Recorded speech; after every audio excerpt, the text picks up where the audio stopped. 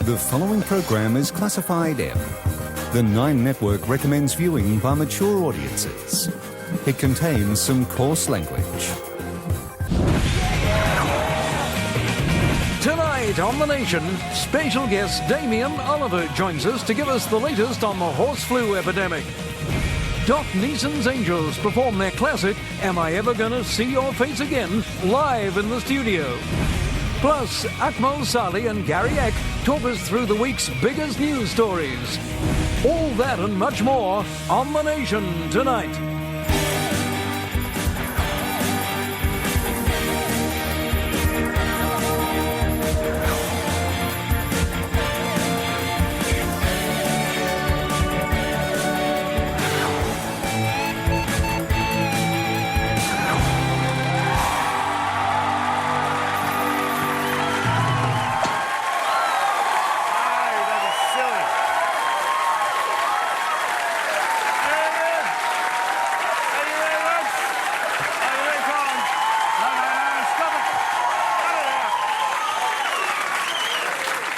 They know it's a special night, Pete. They know it's week 13 of my 13-week season. Who knew? Say hello to Pete while he's here. Hello, Pete.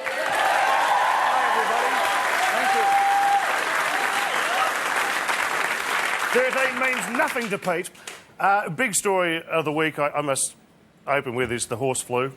Is the horse flu. It's ravaged the nation. I need to know, has this ever happened in your day? Oh, way back it was really equine polio, really. Polio? In your day? Absolutely. Yeah, you know, they used to race in calipers. Not good. Not good. Just out of interest, what was the first horse you ever backed? I think I put some money on Ben-Hur, actually. Ben-Hur! Way back in the old days. It is the big story of the week, I should point out. Horse flu has devastated the racing industry.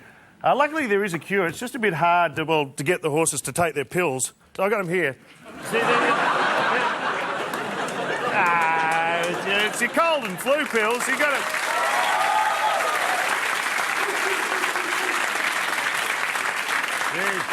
Yeah, some mornings I could have woken up and murdered a couple of those.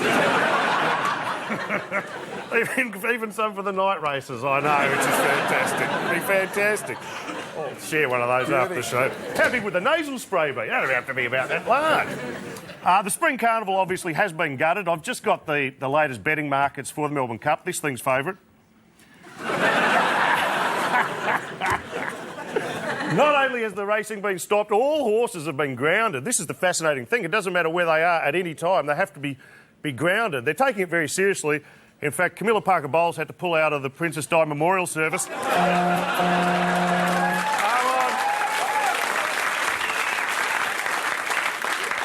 I did say it was week 13. We've managed to track down a couple of bookies affected by the outbreak. Are you there, guys? How's it going, mate? Yeah. Any idea of how this outbreak of equine influenza began? It's believed to have started in Sydney, Mick. One of the horses picked it up down at King's Cross from a prostitute horse. A prostitute horse? Yeah, it was a crack horse. All right, well, we'll move right along. Nice bags you've got there, I can't help noticing. Yeah, thanks. These ones are expensive, Mick. They're Gucci bookie bags. Yeah. We've got matching shoes as well, Mick. Fantastic. So you can carry them around wherever you go? Yeah, we sure do, Mick. Well, what about when you go out to nightclubs and stuff? We just put them in a pile on the floor and dance around them, Mick. I'd genuinely like to see that. Otherwise, you boys are doing all right? Oh, we're doing great. We made an absolute killing because everyone bet that you'd be off air in 2 episodes. Ka-ching! Yeah, that's bullshit. So, are you taking bets at the minute? Yeah, we're taking bets, Mick. Our best bet at the moment is 25 to 1 that you'll still be sober at midnight. Ooh. I might have a 50 on that. Oh, cool, no worries. You got a pen? Hang on. I can never find a thing in here. It's just a brush. You want tic-tac? All right, I'll have to move them right along. Please thank the bookies. Oh, the keys, they're mine.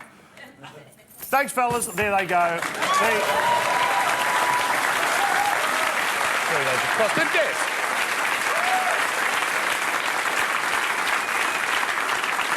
The government has released its proposed citizenship test. People applying for Australian citizenship... citizenship, that's it. That's a completely different test, which I passed in flying colours. The citizenship test will have to pass an exam on Australian values and culture if they want to get in. I think we've all got a fair idea how that'll go. Thanks for coming in. Look, a few simple questions, nothing to panic about. We're just going to start off with Australian people. First question. What do you call a redhead? A, fan of pants, B, copper knob, C, bluey, or D, all of the above? You've probably actually never seen one. All right, complete these phrases. I'd love to have a beer with... Stanley? I was actually looking for Duncan. Okay, you're going home in the back of... Taxi? A taxi, divvy van, or an ambulance I would have accepted. See those aprons over there? If you're cooking a barbecue, which one should you wear? Oh, come on. It's got to be that one on the right. Those breasts are fake. That is hilarious. All right, move on to some rapid-fire questions. What does it mean to fang it? Tell me one thing one of the cast from Hey Dad went on to do. Got that one right. Where would you wear these? In the shower? No, not the shower. I would have accepted beach or mowing the lawn. Okay, that's enough with the questions. It's time to move on to the practical part of our test. See those 4 beers over there? I want you to bring them over to here. All at once. Come on, hurry up. Geez, is there any danger of today? What is that? That is just bloody wasteful. You're lucky that's light beer. You'd be packing your bags right now. That's all I tell you.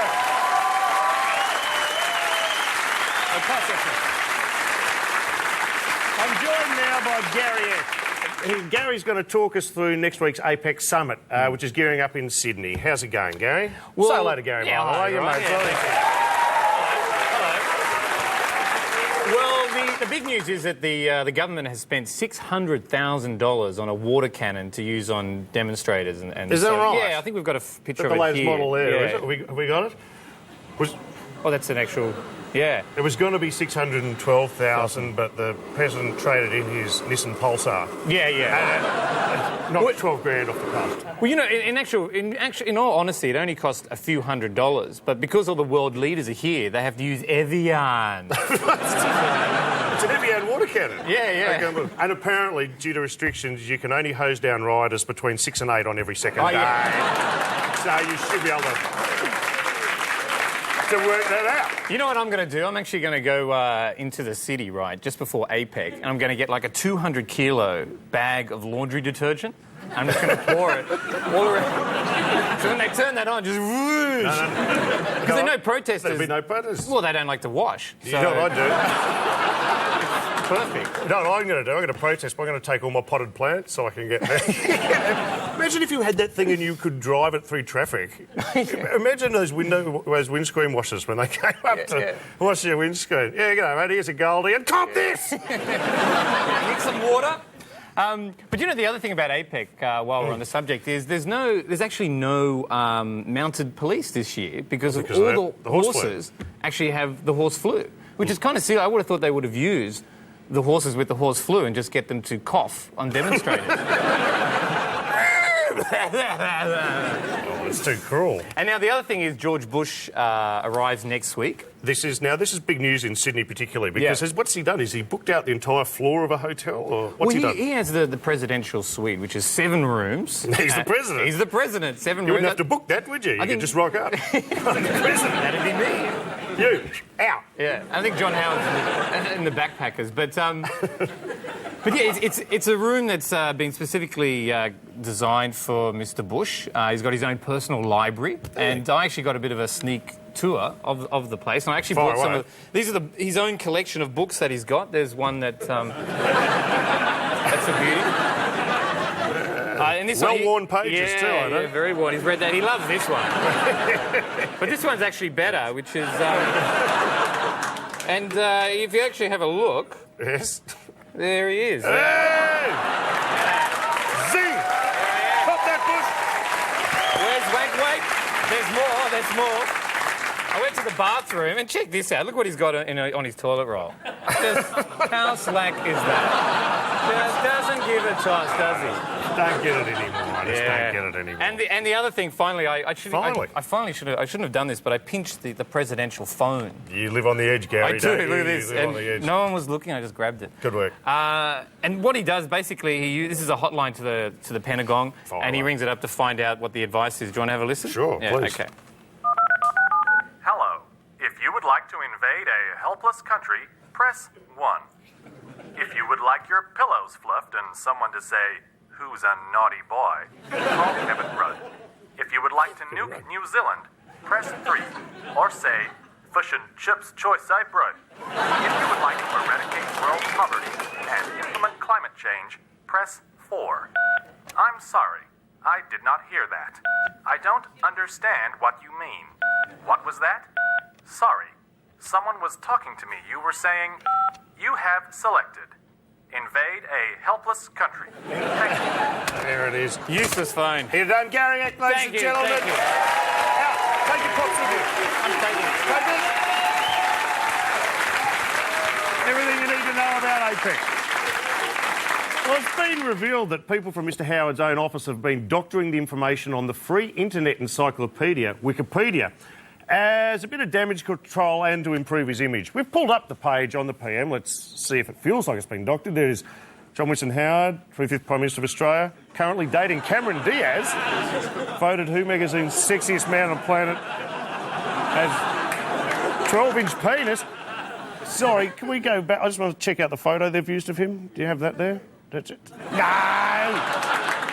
I think they are after something. And the PM, I should point out, also this week became a grandfather for the first time.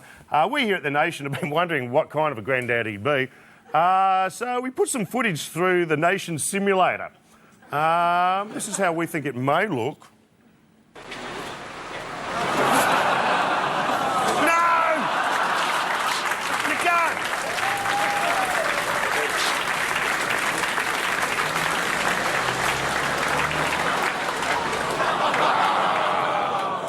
As I said, the Nation simulator is still fairly prehistoric. No need to tell everyone no actual babies were hurt during the filming of that. Absolutely not. Fantastic. To world news, in a crushing blow, the entire country of Zimbabwe has run out of beer. That's right, supplies of beer have totally dried up. You're a monster, Mugabe! You're a monster! Where's Amnesty International when you need them? That's how you stop the Australian cricket team from touring right there, I'll tell you now. What do you reckon about that? What manner of evil is this? The whole nation out of beer. As the president called last drinks. Last drinks, Zimbabwe! Last drinks. Moving right along. I didn't even get to my how shithouse would schoolies week be, Jane. Don't worry, I had a couple more. Steamy photos of Danny Minogue at a strip club have resurfaced in recent weeks, leaving Minogue furious. It's terrible. I can't believe they're out there. Here's one of the photos right here. Check it out. There she is. And can you just blow that up? Who's that on the left? That's White. Kevin Rudd, you are a bad man. We'll be back with Damien Oliver after the break. Don't go away.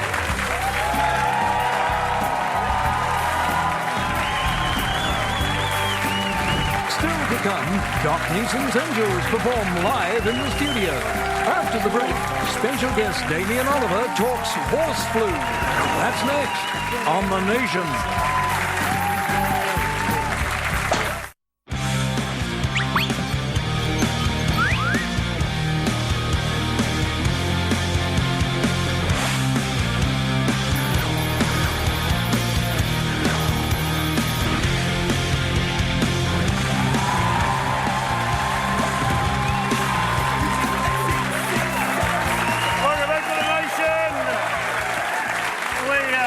Obviously, the biggest story of the week has been this equine flu going around.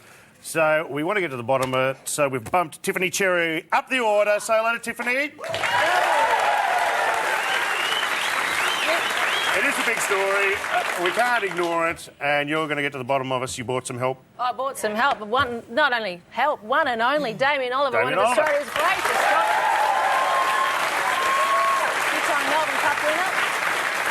So, I mean, this is It's absolutely massive. Racing obviously suspended for the last week, and already they're saying $5 million, the racing industry, but betting agencies, $70 million it's affected. How big is this really, and how much is it affecting Australia's racing industry? Massive loss to Australian horse racing industry. I mean, no racing for be a week now, and particularly in New South Wales, where there is some cases of this horse flu coming out, and it's really going to stifle their plans for the Melbourne Cup Carnival. In Victoria, we're a little bit lucky; there's been no cases as yet, so I think we do resume racing on Saturday. We resume racing on Saturday. As you said, massive losses for the horse racing industry, massive gains for the dogs. I think everyone around the country has been backing dish lickers. So... Are you allowed to bet on the dish lickers? Probably are, but I don't think it'd be high on my priorities. Actually, I want to know what you were doing when you were told that you were given the weekend off. Well, I was actually sitting in the sauna trying to lose that last half a kilo, get ready for Saturday's races, and found out they were off, so got straight out of the sauna, sculled a bottle of Gatorade, went down the market, bought some steak and sausages and had a barbecue. You fat bastard! What's going on? So horses are in what's been described as a lockdown situation, and we're at stables. The thing that knocks me out about the racing industry is you're up at Sparrow's Fart. You're basically from 4 in the morning going, what's happening now in a lockdown situation? Well, for 2 days we weren't allowed to work the horses. That was obviously Sunday and Monday, and Tuesday we resumed track work. So been back at the track on Tuesday, and the horses resumed their normal track work. But as you see here, some of the horses have been on the treadmills and also on the walking machines. What about the stepper? No, I haven't seen many on the stepper or the rowing machines. Battling to get on those. And just for old time's sakes, you just go down and just whip the horses on the arse just for the hell of it? Not quite as kinky as you. Speaking of kinky minky, you'd love this. The breeding industry, or it's starting on Saturday, and in Costa del Lago, one of the top sires in Australia, $220,000 a serve, and he's supposed to have 5 a day for somewhat 50 days, which is over it. And I thought I was charging like a wounded bull. That's $50+ million. Yeah, he's not only missing out on $1 million a day, but he's bailed up in quarantine as well, so he's getting no joy. Is he? Now, what about... Oh, it's a tragic industry. Sport of Kings, they call it. The Sport of Kings. So what's happening with our spring carnival? Are we still going to get the holiday? Yeah, this stage it's looking good, Nick. Yeah. Are we still going to get the holiday? The Japanese horses aren't coming out that Quinella the Cup last year. So now, this affects you. Yeah, because I was booked to ride one of them. Pop Rock. Pop Rock, yeah, the horse that ran second last year. At this stage, the Europeans haven't said whether they're coming or not, so there's still a chance. But the New South Wales, it's really going to affect their horses because they were due to run. Their horses were due to run last Saturday, so it's going to put them behind the 8 ball and actually whether they can travel down here or not as well. I think a lot of those horses are going to have to run in blinkers and scarves. Is that true? In disguise, yeah. With the Kleenex. So, do you get a choice? Will you have the phone ringing hot now that people know you don't have a right? Well, the weights come out for the Melbourne Cup on the 1st of September, and probably have a look at them then. And I'm a little bit of a heavyweight jockey, so I won't be able to ride too many light ones. So we'll have a look at it. You've got jockey boobs. Yeah. They're like man boobs. They're very tiny. They're very tiny. What about, for your career, you're 35 now, you've won the whole Grand Slam of the Australian racing after the Golden Slipper.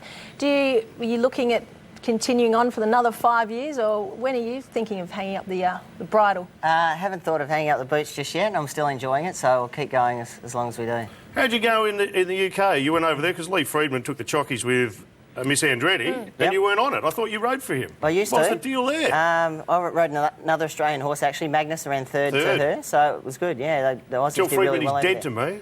All right, I'll pass it on. Mate. I'm sure that'll hurt him immensely. Hey, if there was no spring carnival, I'd be devastated because I actually love the spring carnival. I'm there every year. I've never seen a horse there. You can still actually hold the event, and I wouldn't care. Just get someone to pretend the horses are running, and I wouldn't be able to tell you any other. No, it'd actually be a good thing. What do you mean? We wouldn't see you there. What do you mean? Well, because you sort of tend to try and steal all the limelight. Oh, you're going to bring this up again, aren't you? I did Check it this one out. year. I did it. I did it 1 year. What would you do? I mean, believe I couldn't catch you. I mean, go and ask. What would you do if you won the quaddie? I'm asking you. What would you do if you actually saw an idiot like that in front of you racing down the track? You mow him over? Chase him down, maybe, but they're a good set of man boots. Okay. there. After I did that, they downgraded the track to dead. So that's about it. Tell me about Mackay Divas foal. This is a brand new foal. It's $3 million. Are you hoping that... Are you going to hang around long enough to ride that thing? Yeah, I reckon there's a good chance, yeah. Do you reckon it's up to it? We showed some footage of it last week. I'm not sure it's everything. Have a look. It's fine. What's he I'm not sure. Is that going to get across the line? Damien, what's the process in naming the foal? Is it like a, I don't know, that run a competition or something like that? Or No, it's completely up to the owner. He can call it what he likes as long as it... I mean, you've got to run it by the registrar to make sure there's no other horse named that and that it's OK to name it that, and he can call it what he likes. It must be a rare thrill for you, Tiffany, speaking to two of Australia's greatest riders. I'm just saying. Obviously, a couple of Melbourne Cups over here. Yeah, and you? And I have been known to ride the odd Shetland. I should point out. If you think you can ride, I'd like to see how you'd have a go on this little bloke called Elvis. Check it out.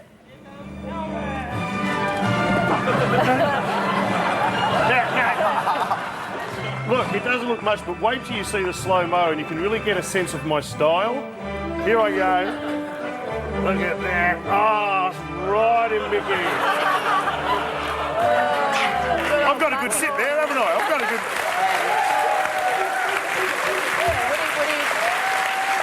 Pass? Damien Oliver, ladies and gentlemen, thanks for coming in, Damien. We really appreciate it, mate. Champion, mate. Champion ever. Oh, we'll be back with more after the break. Don't go away.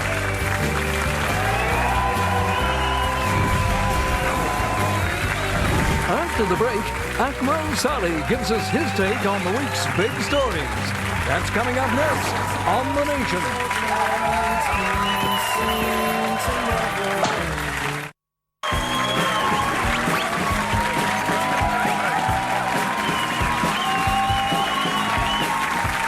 Welcome back to The Nation. And I should point out, Tiffany Cherry will be back a little later on. How did he look to you, Damien? Well, I haven't seen Damien for quite a long time, but I reckon he stacked on a bit of weight. I'd say about 200 grams, wouldn't you? You're a harsh judge, Pete Smith. As I mentioned, it is the last episode in our current series. And, you know, we started off doing a little soapy called Guantanamo Bay. And we thought, it was very moving. And we thought we needed to round it off to all those people who've been ringing and go, what happens in the end? Please enjoy the final instalment of Guantanamo Bay. You and I get beaten together, electrodes attached to our testicles. Our government does nothing. Our bombs look fat in orange. Guantanamo Bay, let your troubles fade away. Enjoy your stay at Camp X-Ray at Guantanamo Bay. Thanks, Toby. Hey, can I get some shaved coconut? Just a thin... Yeah, okay. See ya. Hey, Dylan. Hey, you coming to Jodie's surprise party at the beach cafe tonight? It's gonna rock. Let me see. Why the heck? At Guantanamo Bay.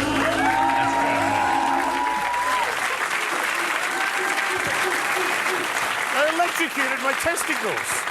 All right, say hello to Akmal Saleh. Hello.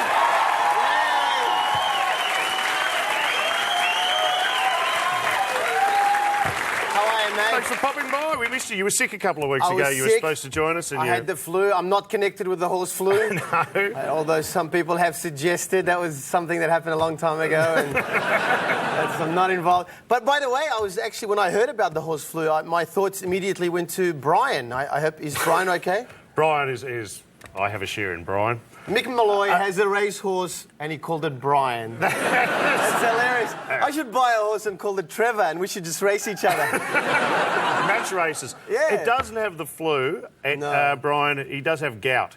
He doesn't. Well, I think it's a first for equine gout. Does Brian do all right? Has he ever won anything? What, with the ladies? Yeah. I think he does. He does all right? No, he's never won. I got a suspicion that Brian started the whole thing. Just because the other horses were making him look bad. I did see him going around pashing other horses, but... could have been how it happened. He's a horny little horse. He is indeed. What have you brought to the table this week? This is amazing news. The Vatican has started their own airline. For the Catholics. True? For the faithful. Of course, I would never bring a lie to the show. There it is. It's on. Look. Where is it? It's gone. There it is. It's in print, so it must be true. Jeez. But it's for Catholics to go on pilgrimages to certain places, and it's just like any other airline, except little differences. I went on the airline just for research, and just little things like the flight attendant she took me into the toilets and gave me Holy Communion. In case of an emergency. Yes. Rosary beads fall from the ceiling, and his instructions say, make sure you finish using your rosary beads before you hand them over to a child. It's for people who are Catholics, who are have a very strong faith in the Catholic tradition. And I think once the airline gets up and going, we should really test that faith to see how strong it is. I reckon they should hire a Muslim pilot. Let's see how strong their faith really is. And apparently they've joined forces with Richard Branson, and now it's called Virgin Mary Air. Very much, yes. I've got to say, if you did try and join the Mile High Club, in the toilets, you'd have to use the rhythm method. That's right. That's right. No condom machines in that way. No condom machines. And what is Three classes: first class economy and hell. That's right. Well, sinners and non-sinners, basically. And if you go to confession, they can give you 10 Hail Marys and take 50 frequent flyer points off you. Frequent flyer points? Yeah. What does that mean? That's nothing. What did I try and say before? Citizenship. That's right. Try that on for size. Irish wristwatch. Let's try saying that in Arabic. I refuse. Very difficult. I would get a fatwa for sure. Oh, yes. I've got a fatwa right now. What? No. Come on, show. Oh, come on. You've seen it all before. This is a pretty embarrassing story for the government, among many. They're not having a good run at all. It's not a great run up to the election, is it, mate? It's not a good run at all. And to add to their woes, $48 million to develop a filter to stop porn on our computers, which is not great news for a lot of my friends, that's for sure. That's basically instantly turned their computer into a very expensive paperweight. Things have been far more productive down my office this week. Yes. Things seem to be getting done all of a sudden. $48 million and a 16-year-old cracked the code in 30 minutes. Yeah. Took him 30 minutes and he was done in 2 minutes.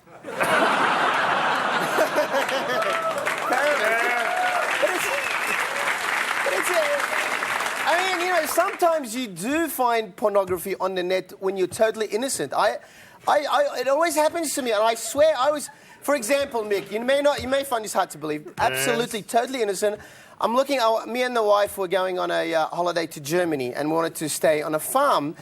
Farm stay, Sure. And I Googled farm and Germany. You wouldn't believe. But I'll tell you a quick story of how I got busted looking at porn. It was really embarrassing. It's humiliating. This will be great. But you can't tell anyone. Wish I had a popcorn and a large Coke right now. This is going to be fantastic. Yes, and maybe a box of tissues. No. What? I'm going gutter today. I don't know what the hell's going on. Clean it up, champ. I will. I'm about to clean it up, sort of, because I got married recently. I don't know if you know. Congratulations, by the way. Well, thanks very much. Oh, no. Yeah. I mean, it was 3 years ago, but thanks. Better late than never. No, but I did have some terrible habits, which, I had to clean up after getting married. But, there is that delete thing on the computer that some guys just forget about. That whole history thing, very embarrassing. I was in New Zealand. I was touring in New Zealand, and I get a call from my new wife about 12 midnight, and she says, darling, I've just been looking at the computer. And as soon as your wife says the word computer, your heart starts beating. I go, what's that? No, it's okay. Maybe it's not. Maybe it's just the computer's broken down. Maybe something's... I don't know. It doesn't have to be the worst. And she goes, just been looking at the computer, and what's tantalising tit freaks? And the honourable thing to do at the time would have been to just admit it and say, I'm sorry, I've been looking at this, and I won't happen again, I apologise. But no, I just refused to go down. I said, no, what are you talking about? Tantalise, what? You're suggesting I would, what? No! I am hurt and offended. And she said, well, that's okay. How do you think it got on the computer? Someone downloaded it, and it's only us two that live here. And I swear to you, under the pressure, the extreme pressure that she was putting me under, I actually said this, believe it or not. I said, well, maybe someone broke in. Yeah, that's right. I was expecting my wife to believe that someone broke in, looked at porn, didn't take anything, and left. The porn bandit. It's a brilliant effort. Very embarrassing. Mate, thank you for coming down and helping us Nick. out all over these weeks. Jack Rossano, ladies and gentlemen. We will be back with more Nation after the break. Thank you.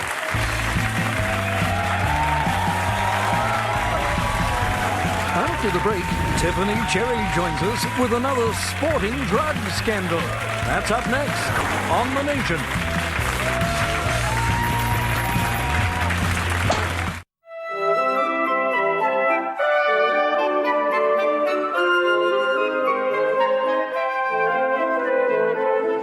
Hello and welcome to the Antique Roadshow on tour in Australia. Now, Richard, this is a Ming vase from the 12th century.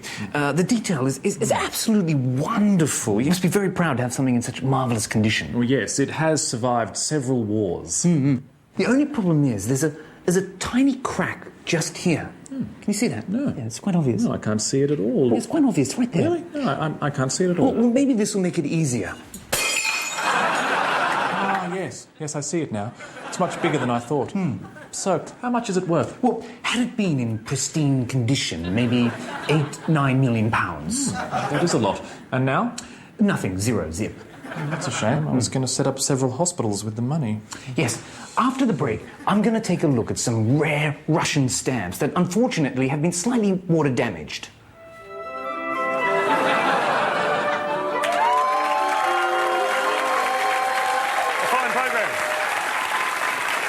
Tiffany Cherry back. How you going?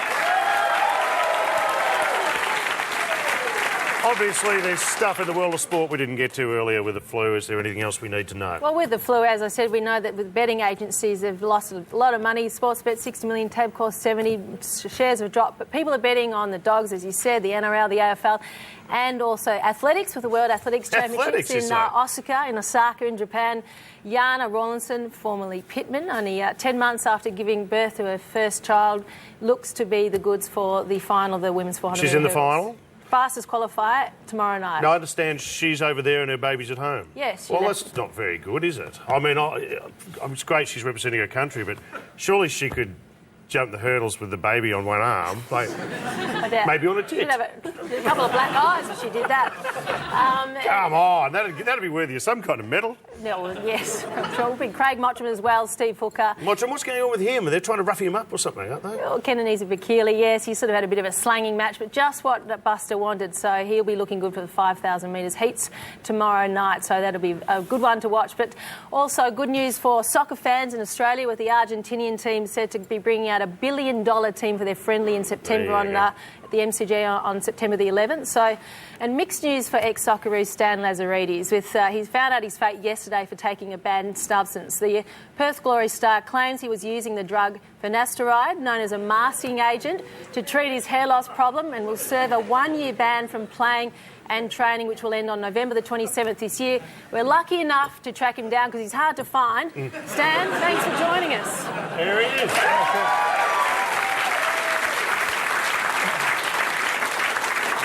Now, Stan, it appears the drug has helped with your baldness. Yeah. I think I misread the instructions.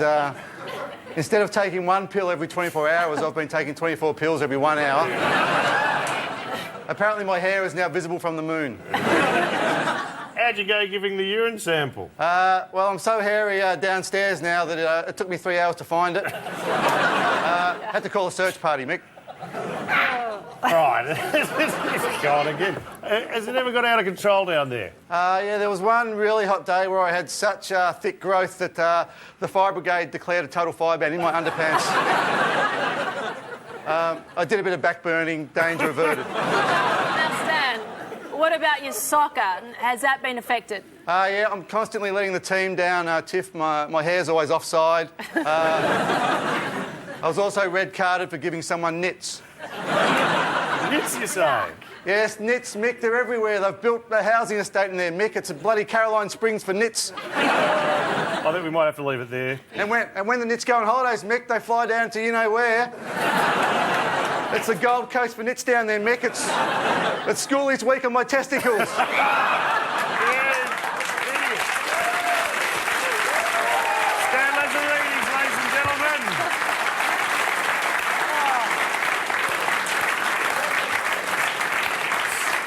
Sorry, you had to sit through that, really? That was disgusting. It was disgusting. Anyway, you were going to talk about the big thing in football. No, we can't talk about it because there's a Supreme Court injunction. Injunction meaning that you can't name the AFL players who are allegedly involved in this drug scandal. Exactly. But you did tell me backstage, so I'm going to mention them now. Is that right? No, you can't. You can't. There's a Supreme Court injunction, which means you're going to millions of dollars. Dollars. It is my last episode for this series.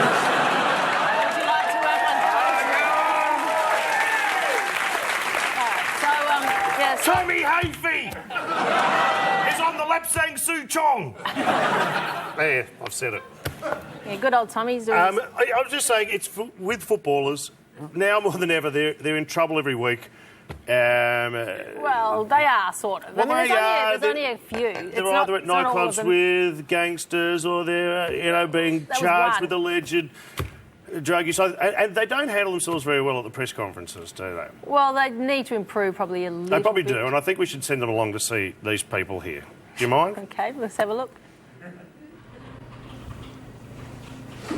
As we know, sportsmen can get themselves in a bit of trouble at times. So here at the press conference, hey, champ, how you doing? We'll have to give them one-on-one training for when that situation occurs. This is Adam. His club sent him here. He's going to be the next big thing in sport. They want to give him a bit of heads up on press conference training. How you doing, Adam? Mate, I'm flying. We're having this up. We've got to get back to the strippers. We'll get started, I think. Now, the first part of our training is to get the players to write an apology. I find it's better for them to be less sincere about words they've actually written themselves. So, what have we got?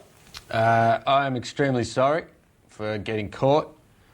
I never would have punched that guy if I knew he was a copper. I probably should have gone home earlier than 4 in the morning because I had a game to play that day. Look, this could take some time.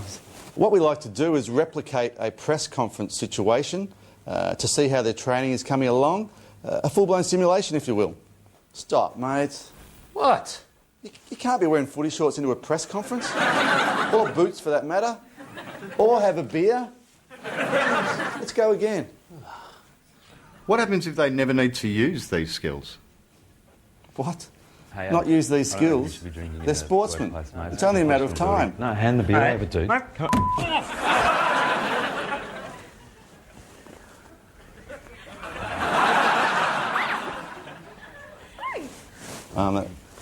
That's just a training exercise we like to do.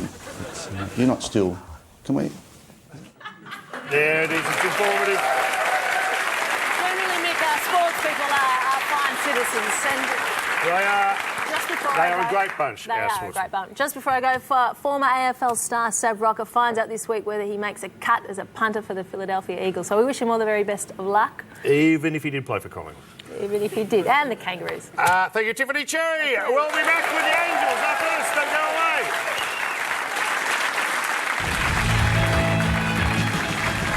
Next on The Nation, Doc Neeson's Angels perform a classic hit live in the studio. That's coming up on The Nation.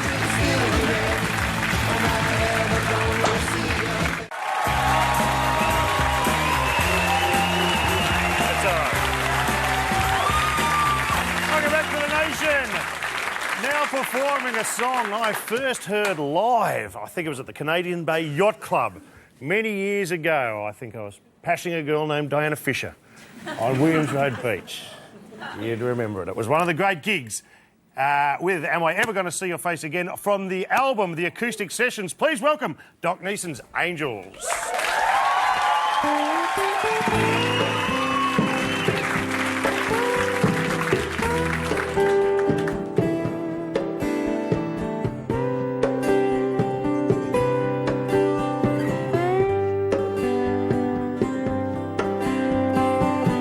Went down to Santa Fe, where Renoir paints the walls. Described you clearly, but the sky began to fall. Am I ever gonna see your face again? Am I ever gonna see your face again? Tram cars and taxis, like a waxworks on the move, carry young girls past me, but none of them are you. Am I ever gonna see your face again?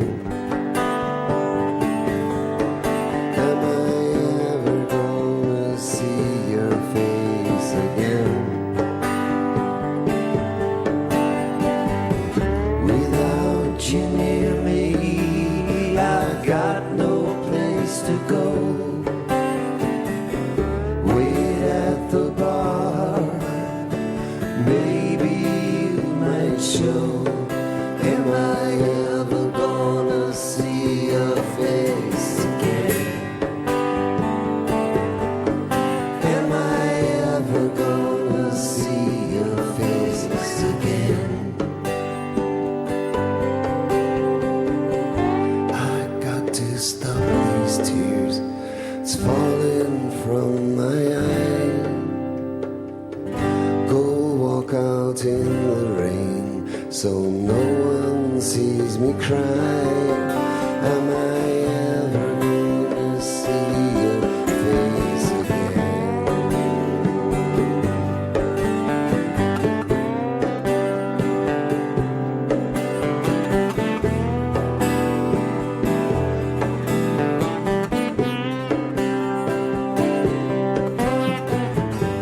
Can't stop the memory that goes climbing through my brain. I get no answers, so the question still remains. Am I ever gonna see your face again? Am I ever gonna see your face again? Am I ever gonna see your face again?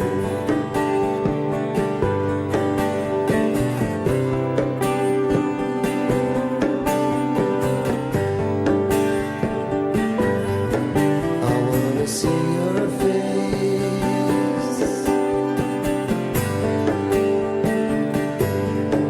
I wanna see your face again. I wanna see your face again.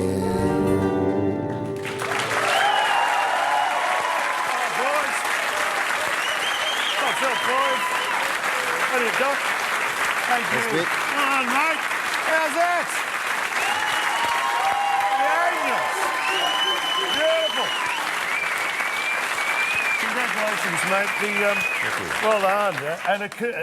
An acoustic version. I never thought I'd hear it. It's just beautiful. It's otherwise such a seminal, hard.